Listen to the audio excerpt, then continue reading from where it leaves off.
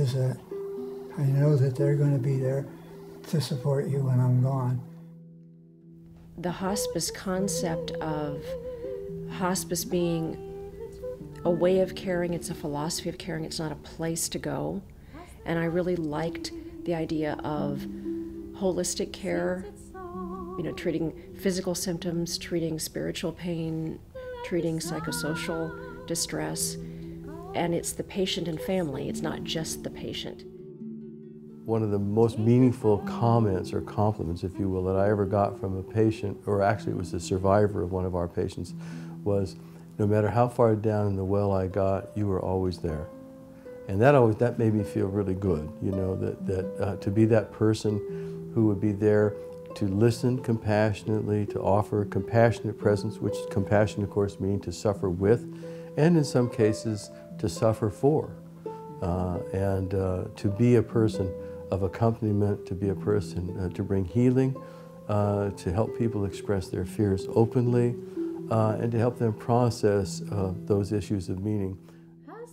Working in hospice when I know my patient, you know, is terminal and going to die, and bringing Annie, for me, it is just that ability to be able to be a positive part of someone's, you know, short time left here.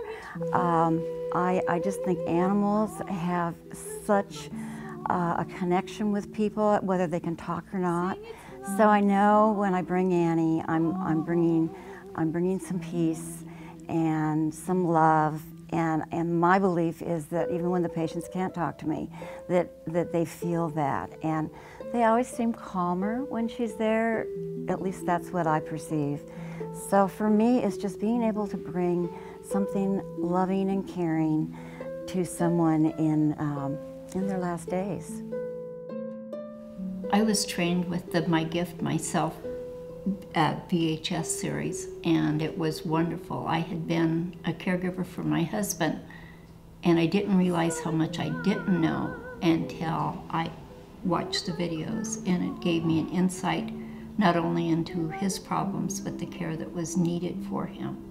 And I think it would be very helpful if it was available to those who are caregivers to be able to see it and understand it, because I wished I knew then what I know now. It sure helped. And I referred back to it constantly, and even now, after 5 years, I still stop and think about what I learned in there, and it helps in situations when you're, what do you do?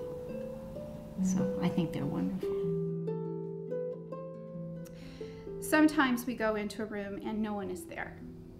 And you'll see pictures on the wall of different people, and you try to get a sense of who is the dear soul that you're ministering to.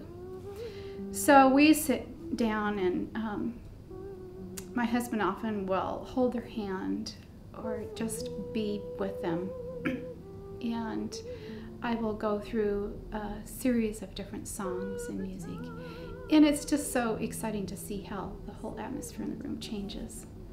And if there's family and friends present, to watch as they kind of, you know, the fear sometimes that is around, or the sadness in a room, how the music just creates this beautiful atmosphere for them, and the fear and the sadness and things kind of settle. It seems like it creates more of an atmosphere of hope.